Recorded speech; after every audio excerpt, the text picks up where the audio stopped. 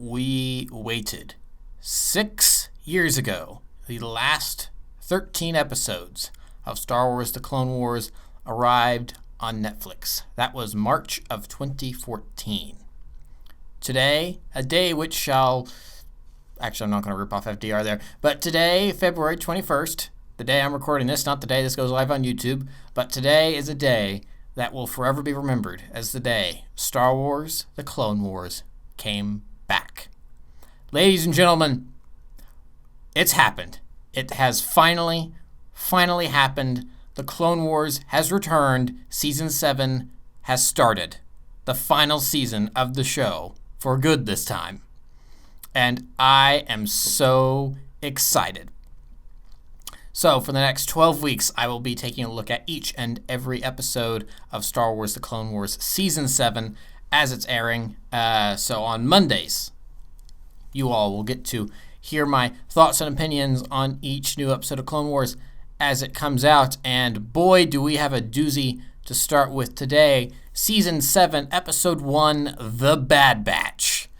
This, wow. I mean, it's it's funny because I've seen this episode before a couple times, and yet I haven't seen this episode before because these first 4 episodes in the season, the Bad Batch arc, these are episodes that were released on StarWars.com. I'm pretty sure you can actually go and watch them right now, even if you wanted to. So if you haven't seen these episodes before and you want to spoil yourself before they come out on Disney Plus, you could probably go and do that. And even if they're not available on StarWars.com anymore, which would make sense, you could probably still find the rips on YouTube via third-party channels. So, yeah, these first 4 episodes were released as StoryRail animatics in 2015 after the show was canceled and they had aired all their episodes.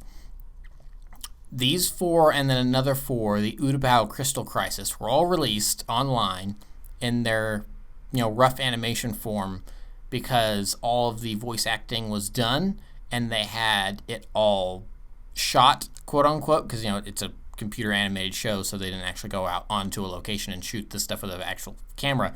But, it was all shot in their computers. They had their shots. They just had not completed the final animation. So, and they were, I'm a little more partial to the Crystal Crisis episodes. I think I like that arc more than Bad Batch, but Bad Batch is still really great. But getting to see these now in actual finalized animation is just it's fantastic. I love it. So just there are a couple differences in the episode. There, for one, the scene where Rex and Cody propose their plan to go behind enemy lines to search for intel has been altered slightly because the conversation is cut short. Anakin in this version really only has one line where he has a back and forth with everyone involved, where Anakin just kind of stands there for most of this version, and then he gets like one line at the end. So Matt Lanter really only has one line as Anakin in the first episode, but next episode, should it remain somewhat mostly unaltered, he'll have a lot more to do, and then in the other episodes as well. And then there's the scene with Cody and Rex in the temporary barracks at Fort Anaxis. That's completely new. That's 100% new, but it's delivering the same information that we had gotten another way in the animatics. And then that's where Cody tells Rex that they're using Clone Force 99, aka the Bad Batch. So, and if by the way, if you had not figured it out at this point, spoilers. I'm spoiling the whole thing because this is a review. So, so the Bad Batch. To be honest, and this is kind of the reason that I like the Crystal Crisis arc of the 2 animatic reels. This is the reason I like the Crystal Crisis arc more than I like the Bad Batch arc, is because I like the Bad Batch as characters. I think they're fun. I think they're cool. That being said, why didn't they just use Delta Squad? I've been wondering that ever since they revealed these. It's like, yeah, the Bad Batch are really cool characters, but they're really just kind of different versions of Delta Squad. I mean, you have your stoic leader, you have your comic relief demolitions expert, you have your very, very stoic sniper, and then Tech is really the biggest divergence from the group because Tech is a lot more nerdy than Fixer was for Delta. But if Delta Squad was not canon, then I wouldn't really have a problem with the Bad Batch. But Delta Squad is canon, so I just sort of kind of question why you'd create this squad of 4 new characters when you already had a squad of elite commandos to use, because they showed up in season 3 in Witches of the Mist. So Delta Squad, and that is their only appearance in canon, which is unfortunate because Delta Squad is awesome. But yeah, that's their only appearance. But they're canon. They exist in the Star Wars universe, so I just don't really know why the Bad Batch has to exist and we have Delta Squad. I think and this is one of the things that also is like, okay, I still don't mind them because the idea that they are that, 99 from season 3, he was this deformed clone and they really only used him for janitorial stuff and he sacrificed himself to try to save his brothers, to go get more grenades for them to use. And then I'm assuming it's the Republic and not necessarily the Kaminoans, because Kaminoans are awful species. I hate them for a number of reasons. But there's probably Shaak Ti and the clone leadership figuring out, and it's like, we've got these clones that have different mutations that they didn't come out right, but we could use these skills to our advantage. I mean, honestly, what the Bad Batch is from the EU, they're a combination of your typical Republic Commando squad like Delta or Omega, and then they're combining them with the Null Arcs, which were Cal Skirata's adopted clone children, which were the first batches produced, Nulls 1 through 12, and then, of course, if I'm remembering correct, Nulls 1 through 6 died in infancy, and it was only 7 through 12 that survived. And so then you get Ordo and Mariel and Aten and let me see if I can remember all the names here. Comerc. Okay, I said Atin a second ago, but no, he was part of Omega. Pronunciation is important here. Aden, A''Den. Perudi and Fear Effect. That's 5 of them. I said Comerc. Jang. Yeah, that's it. I'm pretty sure that's it. So yeah, I read and reread those Republic Commando books all the time back in like middle school and high school. At some point I just kind of decided, I've read each of these books like 6 different times. I should probably start, expanding my knowledge of the expanded universe. And so I picked up the Thrawn trilogy and started reading a bit more there. But anyway, getting off topic. But so the Bad Batch, they're kind of a combination of the Republic Commando squads that we're used to, and then the Null Arcs, and then that's kind of what we get here with the Bad Batch. So, I mean, yeah, I like them. They're cool. With 99 having kind of inspired this new clone unit, and that's the reason I think them being characters is worthwhile. But I still kind of think to myself, why isn't this Delta Squad? And that's really the only nitpick I have in terms of the overall story. Because otherwise, the overall story for this episode and the next 3, as long as the next 3 aren't changed a whole bunch, and I have a theory that I think at least the 4th episode is going to have a significant change. We'll see. I'll get into that in a minute. But, it's still a really good story because at the core of it, they are going in and they're rescuing Echo, who is a clone that we have a connection to from seasons 1 and 3. I can remember sitting there watching the Citadel arc as it was airing on Cartoon Network, Echo charging toward that shuttle, and then the commando droid blasting it apart with the turret and seemingly blasting Echo apart along with it. I mean, the Clone Wars does not pull its punches. That'd be my one complaint from Rebels in terms of its overall action.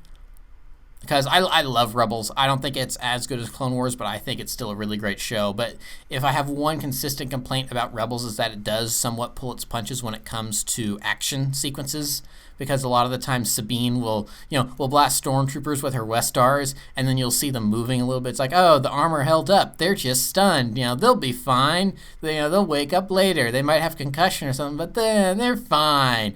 It's like, okay, I mean, no, they should probably have searing holes through their armor, and they should be very dead. But I mean, think of the network that it aired on. It aired on Disney Channel because Disney bought them out. So this is them trying to give their sanitized overlords something that they can show on Disney Channel and not traumatize kids. Because Cartoon Network, with the exception of HE double hockey sticks, so to speak, I'm trying to keep this as kid friendly as possible. With the exception of that word getting used in Rookies and then getting dubbed and changed for repeat airings on Cartoon Network, with the exception of that, and then there's one or two other moments, but for the most part, Cartoon Network did not really care what Clone Wars showed. There's really only 2 or 3 instances of Cartoon Network censoring stuff in Clone Wars. That was Ventress kissing ARC Trooper Colt, which was an odd choice. Honestly, that could have remained cut, and I don't think the episode would have lost anything. So that's just kind of a weird, I don't know why they did that, moment where she kisses Colt as she's stabbing him through the chest. And then, of course, when Savage decapitates all of the Black Sun big bosses in Season 5, that one, where on Cartoon Network, you just see the lightsaber move forward with the camera, and then Maul stands back up, and then the one guy that's left is like, we'll join you. Where in the actual episode that's on the Blu-ray, you see all the bodies stand there without heads and then slowly slump over, which is just awesome, and I love it. But with the exception of that, Clone Wars did not pull its punches when it comes to violence. They, there was... I mean, even in Season 1, which is usually what people say, Season 1 is whatever, it's kid-friendly a lot of the time. Yes... But no, because just in the first 15 episodes of the show, a lot of people die, and I'm not just talking about clone troopers, because yes, it's Star Wars, the Clone Wars. Yeah, you see clones and droids get gunned down, but Ganacht, the Trandoshan, gets stabbed through the chest by Grievous very suddenly. I'm forgetting his name all of a sudden, but the Senate Commando captain in Cloak of Deception, when he turns traitor, Ventress just straight up executes him, just for no reason except for she's a bad guy. And then Nadar Veb, the very next the very next episode, because Lara Grievous is after Cloak of Deception. Nadar Veb, in the very next episode, Grievous kills. I think that's our first Jedi death in the series. Yeah, that sounds right. It would not be the last, but it is our first in the series. And then, let me see here. Lara Grievous, that was episode 10 of season 1. And then... I don't need to go on, but I've made my point. Is that the Clone Wars did not pull its punches. It did not pull its punches, especially with Echo and his seeming and what looked like to be his death. But of course, then the show got canceled, and Filoni said, "Hey, we've still got all these stories we want to tell. All these stories are still canon. By the way, Echo's alive." And there was this blog post on StarWars.com, and then there was a drawing that Filoni did, and it's like, oh my gosh! And then we finally got this Bad Batch arc, and it was really cool to see. And then that's the thing about Clone Wars, is that even with unfinished rough animation, it is still so engaging to watch. Because the next episode of Season 7 that we're going to get next Friday, a week from today as I'm recording this, this is the episode that I love rewatching in its rough animatic form, because when the Bad Batch arrive on Skako Minor, they're coming in for a landing on the planet. Does the whole Star Wars drop out of hyperspace and space, and then the camera turns with the ship, and then you see the planet. The planet has written on it in English, "Temporary Jungle Planet." but that is literally written there in English, and I love that so much because it's not the final render; it's still their rough animation. I think that's just so funny, and it just adds to the character of that episode. It's like, oh, here they are, a temporary jungle planet, exterior. It's really funny. It's really funny. I love that. But to finally see this in finished animation. See this, and this is the thing, because I have kind of been wary about. Wary is not the right word, but kind of been not completely on board with the Bad Batch, and then also the fact that we had this arc. It was again unfinished animation, but we had the story before we knew what episodes we were going to be getting. I kept saying, it's like, I would rather them do a different arc than Bad Batch, because everyone was saying, oh, do Bad Batch. I'm like, we have the Bad Batch. A compromise, I would say, is like, let's do Yoda on Kashyyyk, because Yoda was on Kashyyyk with the Bad Batch and his Legion. We would have an episode with the Bad Batch of the Wookiees on Kashyyyk, and so that way we'd still be getting Bad Batch, and we'd still be getting a story that we hadn't been told yet. That was my preference, but looking at it now, it's like going with the Bad Batch as our first arc in this new season was the right move. Getting to see it in, I don't think it was intended this way, but what a first episode of a season. Because this was maybe my one complaint with Clone Wars near the end of its run on Cartoon Network, is that I didn't think their season premieres were all that exciting. Because let's look through the season premieres that they had first. So, technically speaking, the season premiere of Clone Wars was in August of 2008 with the movie in theaters, but that's a technicality, we're not counting that. So the first two episodes that aired on TV on Cartoon Network on October the 3rd, 2008, and man, I feel old for having been there to watch that in 5th grade, was, of course, Ambush and Malevolence and Rising Malevolence. So those are two really good, exciting episodes, especially looking back. And because you have a lot of action with Yoda, and it's like being you're a kid watching Yoda flip around with his lightsaber and take out droids. Awesome, really awesome. And then, of course, you have this rising threat of this new separatist battleship, and we get to see Plo Koon do some stuff, which at this point we had literally never seen Plo Koon do anything besides sit in a chair and die, essentially. And even when he died, he was sitting in a chair, because during the Order 66 montage in episode 3, he's sitting in his starfighter. So he died as he lived in the movies, by sitting in a chair. And then, of course, Clone Wars, he actually goes out and he does some stuff, and he's this really awesome character, and kind of this grandfather figure to Ahsoka to a degree. So that's a great opener.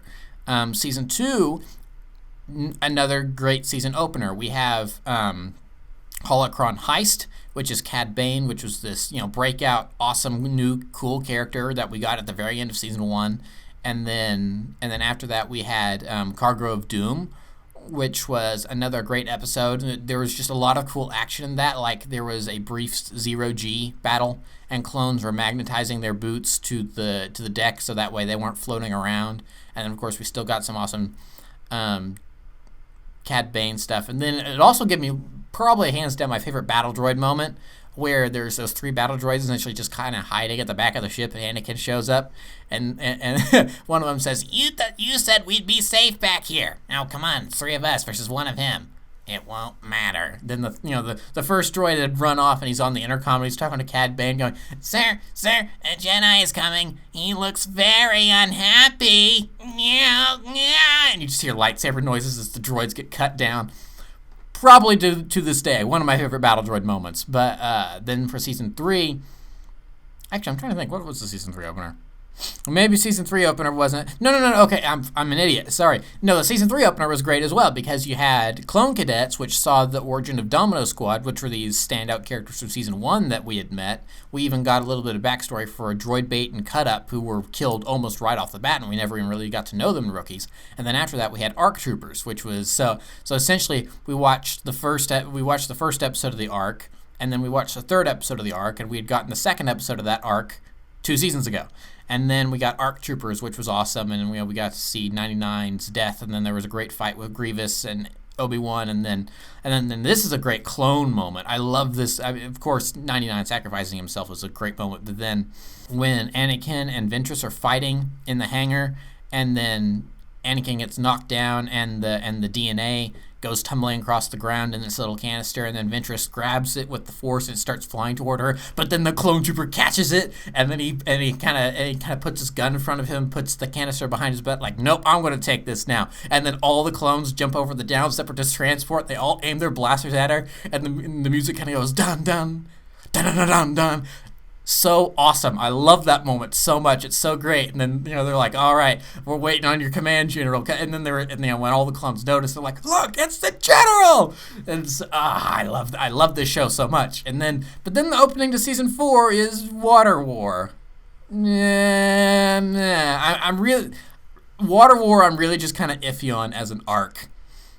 It's fine. It's totally fine. It's cool seeing Admiral Akbar, but it's really just kind of fine overall. I was not blown away. It's like, yep, this is more Clone Wars. It's good. It's enjoyable, but I mean, I don't think starting with the Umbara arc would have been a wise choice.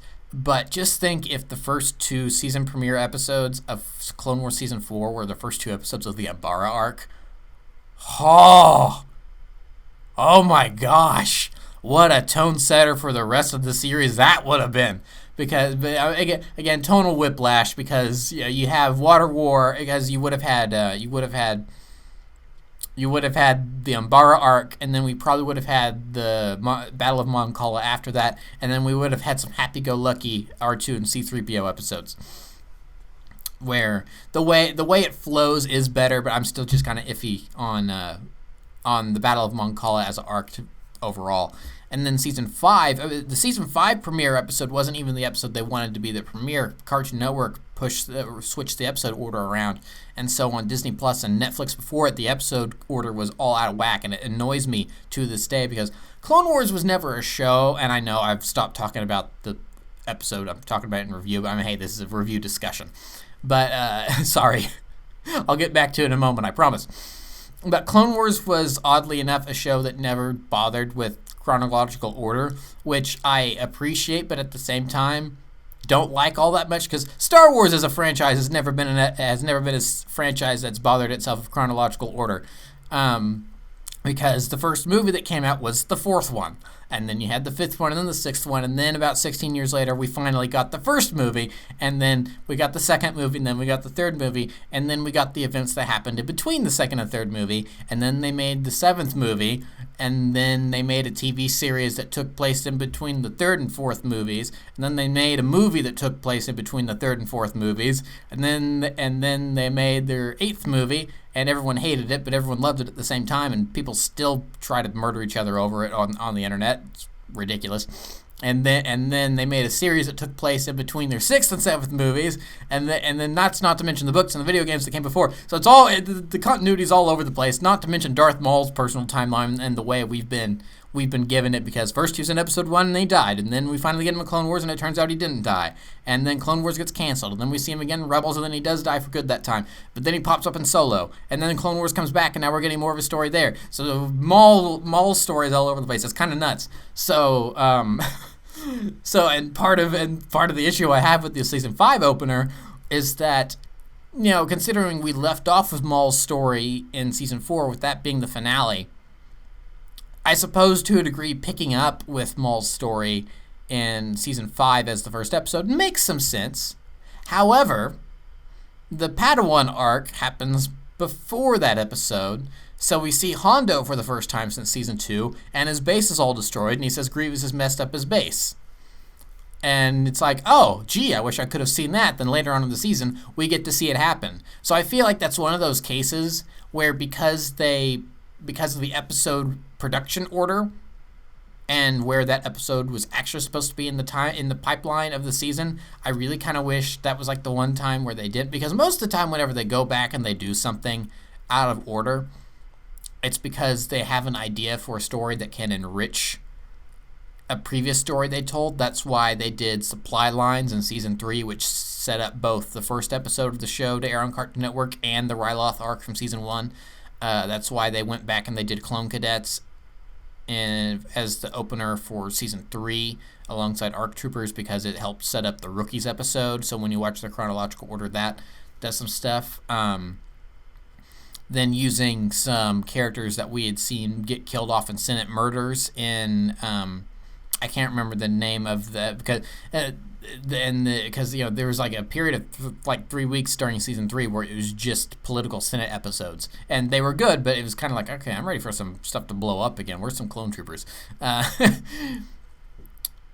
And so you see Senator Anaconda Farr get murdered in season 2, but then here he is popping up again in season 3. It's like, okay, this episode obviously happens before that, and it kind of helps enrich that episode in retrospect. And then of course the biggest examples of this is the fact that season 1 episode 16 and season 2 episode 16 happened before the movie, which was literally the first thing we ever got. So season 2 episode 16, so you're watching the show, you want to watch the show chronologically, you watch season 2 episode 16, then season 1 episode 16, which is Cat and Mouse and Trespass respectively, and then you watch the movie, and then I think it's like Clone Cadets right after, and then Supply Lines, and then it's Ambush, and then things get a little more linear for a bit, but then you jump around a little bit. It gets kind of confusing. And now I've kind of lost my train of thought on what the whole point was. It's like, I just love talking Star Wars, guys. I just love talking Star Wars. So yeah, let's just whatever point I was trying to make, I've lost it. I'm very sorry, but hey, I'm excited. Can you blame me? Clone Wars is back. So let's just get back to talking the episode itself. It's good. It's I think I've talked about just Clone. I mean, for this first episode of the review series for Clone Wars, I think it's fine talking a little bit about Clone Wars in general here and less about the episode for a couple of reasons. One is because, well, we've actually had this episode for like 5 years at this point. We're just now getting it in finished animation and slightly altered. And then 2, Clone Wars is back, so it's kind of good to go and have a quick refresher and thoughts on the series as a whole up until now. So yeah, there are some changes to the visual style that I think are interesting, and a couple. For one thing, it's so much more detailed. And Clone Wars has always been a show that's had a lot of has had a lot of details, so which is cool. Like a lot of the environments look like they're painted, so it kind of looks like it's more than Rebels even, which definitely does. But to a degree, a lot of the sets in Clone Wars kind of look like they're straight out of a Ralph McQuarrie painting. The way that you can see brushstrokes and everything, the way they're painted in their rendering program, I think, which is cool. And so then now there's even more of that detail, which is cool. For instance, Admiral Trench's eyes. Even with the hologram, Trench's eyes have a lot more detail to them. There's now like a whole bunch of little spots in them, where used to I think they were just like plain red with the pupil in them. And then the battle droids. This is something I noticed in April of last year when they showed clips off at Celebration. But the battle droids got a makeover, which is cool, because that was something Filoni was talking about when they did their the last battle episode of Rebels in season 3. When they made the battle droids for that shows, that's something Filoni had always wanted to do with Clone Wars, but they never got around to doing, was to give the droids a visual upgrade. Because you look at the difference between the clone troopers from season 1 and season 4 onward, there's a change in their character model for the clones. They gave them an upgrade. And then in season 3, they gave the main cast that weren't clones an upgrade as well. Anakin and Obi-Wan and Ahsoka got their season 3 costume changes, and Ahsoka was aged a little bit. And they started to look at, Obi-Wan and Anakin were looking a little closer to episode 3 design-wise. And then in season 4, the clones all got makeovers. They swapped to phase 2 armor. Their faces had more details and bone structure and stuff like that. So they looked a little closer to Temuera Morrison. But the battle droids are always left out. The regular battle droids, the commando droids, the super battle droids, spider droids, tactical droids. Well, tactical droids, the main design remain the same, but every tactical droid we see has a different design in terms of paint job and voice. They're very unique. But the regular battle droid armies, they kind of remain the same throughout the entire show. So for the team to have finally been able to give the battle droids a visual upgrade is awesome. I really like that. It's really cool to see it, because it's kind of a mix. It's kind of a mix of their original design from Clone Wars mixed in with... it looks like straight up assets taken from the Rebels model for battle droids and given to the Clone Wars model, because for the most part it looks like the body remains exactly the same in terms of the arms, the hands, the legs, the torso. All of that looks pretty much exactly the same. But then the backpack is way more detailed. It's kind of the same general shape, but there's a lot more detail in the backpacks. But then the heads for the battle droids, that's straight off of the Rebels model. That's I think that's a straight up copy paste. If it's not, then they managed to get very close to the design that they had in Rebels, because it is very, very close. And then the super battle droids, they're not as wide anymore. They're kind of an in-between of what we saw in the first 6 seasons of Clone Wars in terms of the super battle droid design, and then what we see in the movies, because the versions we see in the movies are a lot smaller. But they're still these great big droids, but they're not chunky. Because super battle droids in Clone Wars seasons 1 through 6, they're very chunky. So I kind of like that these new designs for the super battle droids are a little less chunky, and I have to imagine that maybe this new design is based off of concepts they did for super battle droids for Rebels, maybe that never made the final cut. That they just decided we're not going to do SBDs in Rebels because it would just be too complicated, because you had Kalani's Rebels design, and you had the new battle droids, and then you had AT-ATs and the AT-DPs on top of the new droid, because that episode of Rebels was very busy for a Rebels episode, because Rebels episodes usually had it's a show that's definitely ended at this point, but Rebels was a show that was not as busy when it came to its action set pieces. They were a lot smaller. You might have some dogfights involving the Ghost and maybe a small fleet of Rebel ships. But like the season 3 was kind of the show at its biggest, because you had the last battle with the battle droids, and then Kanan and Ezra and Rex, and then of course the season finale with Thrawn's fleet against the Rebel fleet over Autolon, and then season 4 kind of got back to a smaller scale, but it still had some bigger moments. So yeah, I really enjoy seeing the new battle droid design. Even the commando droids got an upgrade too. All of the droids got an upgrade. I think the only thing that really remained the same was maybe the tactical droid. I think the tactical droid may have the exact same design, but the tactical droid I don't think is a design that really needed any upgrading anyway, so it's fine. Let me see here. What else to talk about? Okay, so I said I had kind of some nitpicks for the story overall about Bad Batch being in there instead of Delta Squad. But I do kind of have these two nitpicks for the episode overall that has nothing to do with the story, but has to do with the presentation. And this is something I'm curious about how this plays out, because my two nitpicks I have are to do with a lack of music in certain areas. The two moments I'm talking about are when the Bad Batch come in for a landing at Fort Anaxis, and then when the clones are assaulting the droid outpost. Those are the two moments I'm talking about. In the animatics, both of those moments had music. It was not unique music that was scored specifically for those scenes. It was music that had been used in other places throughout the series, because you hear that from time to time. It's like some episodes they don't bother doing. Kevin Kiner doesn't do unique music for that stuff, just for whatever reason. And they have a couple of quote unquote generic battle themes. So yeah, those scenes in the animatics didn't have unique music to them, because I don't think there was. I don't know. I would have to go back and I just watched them last week, but I would have to go back again and listen very closely to those episodes again to see if there really is any unique music. There may not be. And I don't think there is, because again, it's not final animation. It's in a place where it's as Dave Filoni described it. It's in a place where George Lucas would say, that would watch it, and then he would say, all right, change this, change that, we need to change this here. I mean, that's and then they would go in and do rewrites and reshoots, and maybe have to re-record some dialogue from the actors if they needed to when they were bringing them to do another episode later, to do some pickups. But so I'm not sure if Kevin Kiner would have been scoring at that point because of the way that production was going.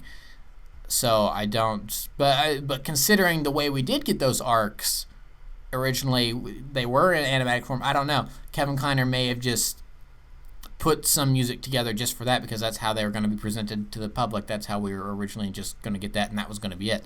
So I don't know. I don't think it has any original music though, but the fact that there is music in those scenes in the animatics, I think really helps elevate those scenes.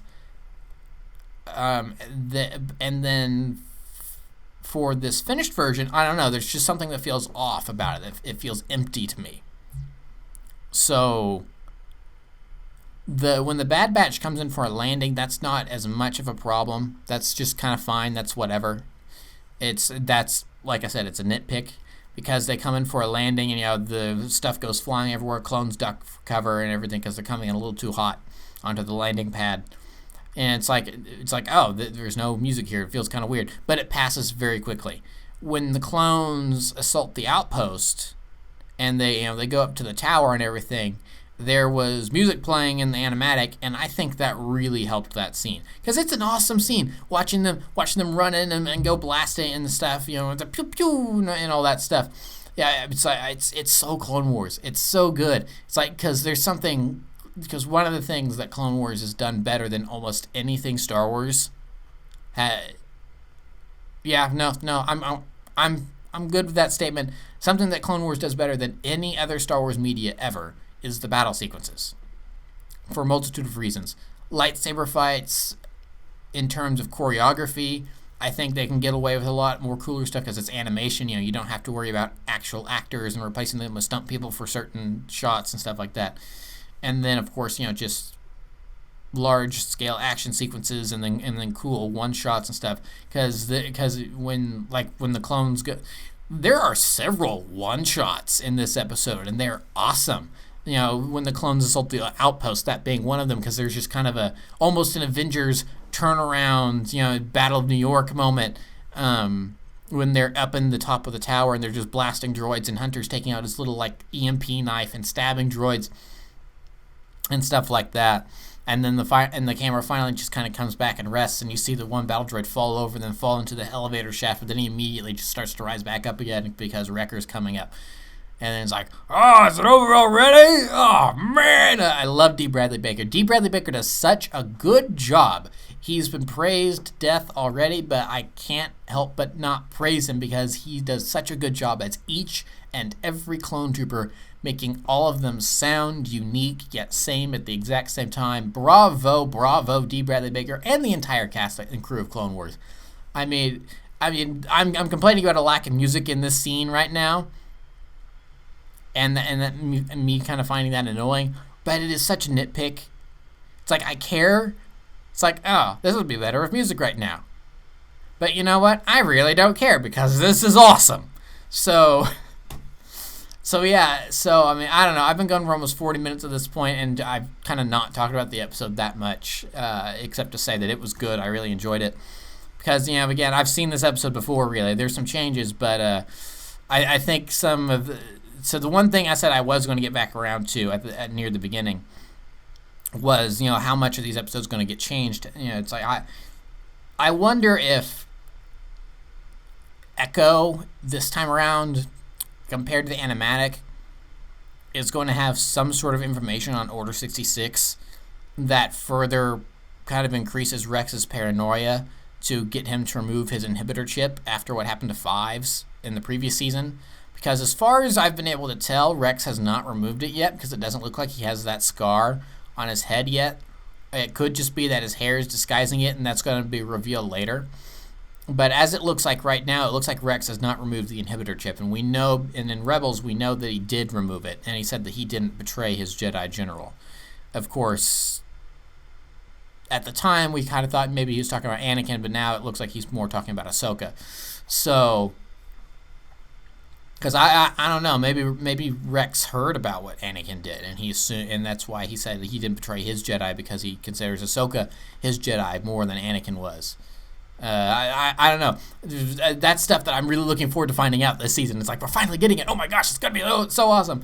But so yeah, that's a change I think they could do. Another change that I think is going to be imminent is, spoilers for the next couple episodes. But again, these episodes could change, and also, but at the same time, the original versions have been out for 5 years, so I don't really feel too bad about spoiling this at this point. If I knew something about like the Ahsoka arc that we're gonna get, and I spoiled that, then I'd feel bad, but I don't. But because it's this particular arc, I don't feel bad about saying anything. So in the 4th episode of this, the last episode of this arc, there's a bomb that Trench has that has the capability of basically destroying the entire planet, because I guess it's close enough to the planet's core or something like that. I don't know. And then Windu has to use the Force to disarm it through a force field. Use the Force to flip the switches to put in the deactivation code. I'm wondering if they're going to change that for this, and the planet is actually going to blow up, because in season 1 of Rebels, they go to Fort Anaxis twice. And I can't remember who. It's probably Filoni. But it's been confirmed that it's not just a reuse of assets from Clone Wars that they never got to use for Clone Wars because the show was canceled and they ported it over to Rebels.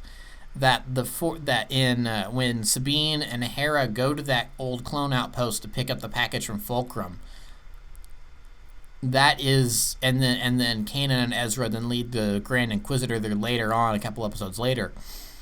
That is Fort Anaxis. That's the same location. It's not just reuse of assets. That is the same place. So I'm really wondering. I'm curious. Is the planet gonna go boom?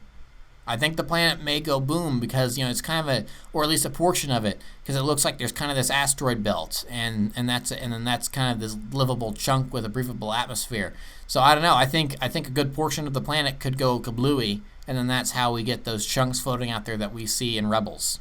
So it's going to be interesting to see how that 4th episode changes because of that, and then if they're going to do anything else with trying to tie Echo into Order 66, because I don't know, it might feel contrived, but at the same time, the way things have turned out, it may not be contrived that 2 members of the same squad of clones would figure out something about Order 66, because Fives figured stuff out about it, and it's like I could see it happening, considering Echo has been plugged into another database for who knows how long.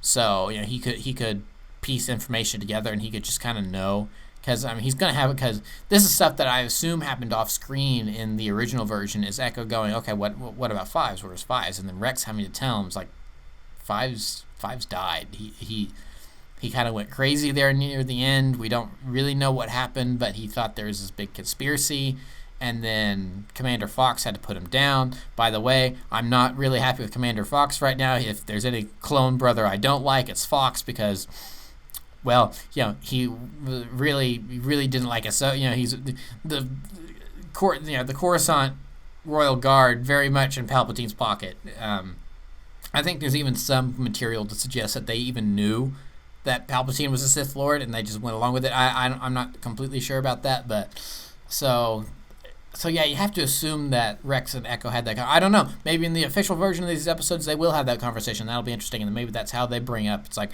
oh yeah, I've been plugged to this computer network, and there's a whole bunch of stuff here about Order 66 that only Dooku can see, but because I was plugged right in, I could see it. And it looks like there's some sort of plot against the Jedi. I don't know. So that'll all be interesting. I can't wait.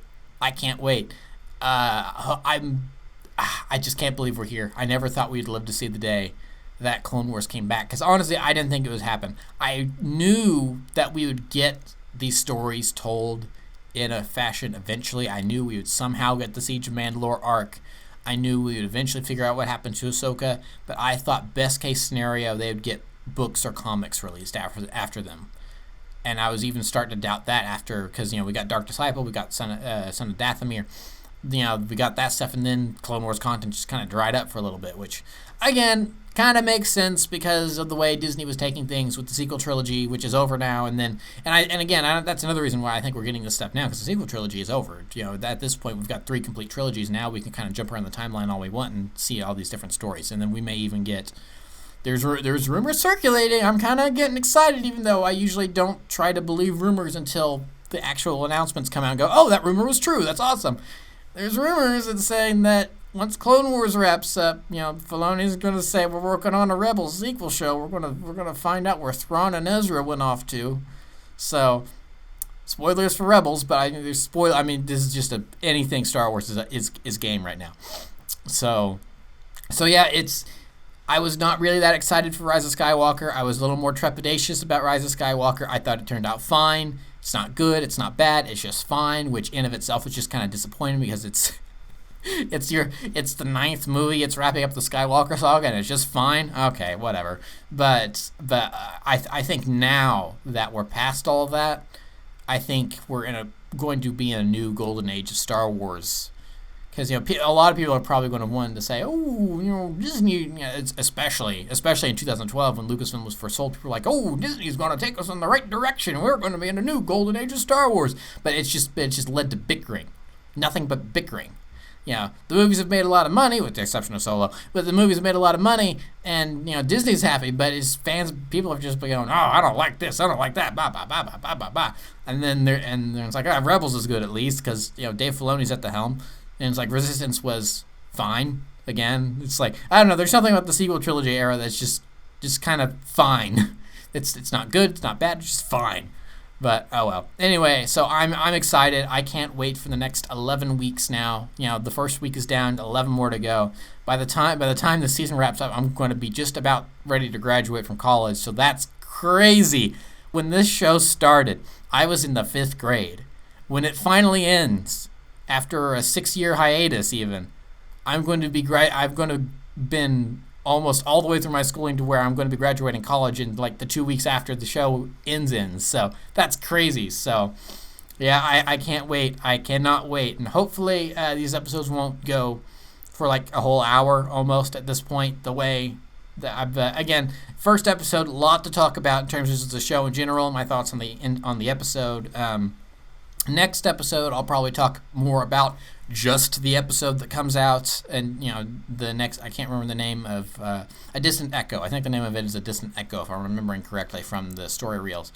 So hopefully for A Distant Echo, I talk more just about the episode and not everything as a whole and ramble like I have this time. But I mean, again, this is an exciting time. I'm going to allow myself to go almost an hour on this one time. So yeah, that's it for me for this time. Please join me next week when I look over another episode of Star Wars: The Clone Wars Season 7, and I will see you all then. May the Force be with each and every one of you. Wow, I messed that up. Okay, bye guys.